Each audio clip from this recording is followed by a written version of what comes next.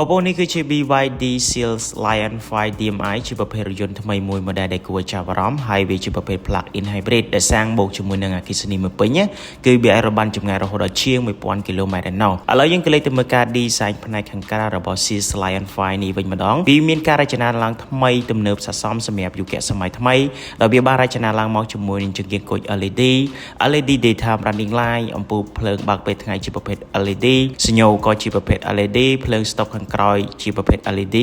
ដែល design មកមានភាពស្រស់ស្អាតនិងបំពាក់មកជាមួយនឹងរង្វង់កង់18អ៊ីងផងដែរហើយអ្វីដែលកាន់តែពិសេសគឺវាអាចបញ្ឆេះពីចម្ងាយបានដោយឡែកយើងក៏លេខទៅមើលការ design ផ្នែកខាងក្នុងវិញម្ដង Seal Lion 5 នេះវាបានបំពាក់មកជាមួយនឹងចង្កូតស្បែក electronic ធូរស្រួលក្នុងការបើកបរមានបំពាក់មកជាមួយនឹងកៅអីស្បែកលក្ខណៈបែប Sport មានអេក្រង់ touch screen កំសាន្ត 10.1 អ៊ីងធំល្មមដែលអាចបង្វិលឲ្យដេកឬក៏ឈរបានហើយវាមានមុខងារជាច្រើននៅក្នុងអេក្រង់នឹងផងដែរហើយវាក៏បានបំពាក់មកជាមួយនឹង cluster digital 8.8 អ៊ីងមានម៉ាស៊ីនត្រជាក់សម្រាប់អ្នកខាងក្រោយហើយមានការបើកបររហូតដល់3របៀបមានបើកបរជារបៀបធម្មតា normal មាន eco និង sport ផងដែរហើយយើងអាចផ្លាស់ប្ដូរវាបានទៅអាស្រ័យទៅលើស្ថានភាពផ្លូវឬក៏អ្នកបើកបរដែលគាត់ចង់ធ្វើការផ្លាស់ប្ដូរអញ្ចឹងណាអញ្ចឹងវាក៏មានដូចជា wireless charge Android Auto Apple CarPlay និងមាន USB Type C និង Type A ផងដែរឥឡូវយើងក៏លេខទៅមើលការ performance របស់ Seals Lion 5 នេះវិញម្ដងវាបានបំពាក់មកជាមួយនឹងម៉ាស៊ីន 1.5 លីត្រ V4 ម៉ូទ័រអគ្គិសនីចំនួន1ដែលអាចផលិតកម្លាំងខ្សែបាតរហូតដល់299 horsepower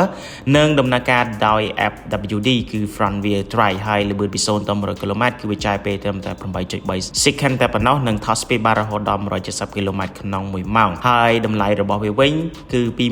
$25,800 សម្រាប់ទីផ្សារនៅកម្ពុជា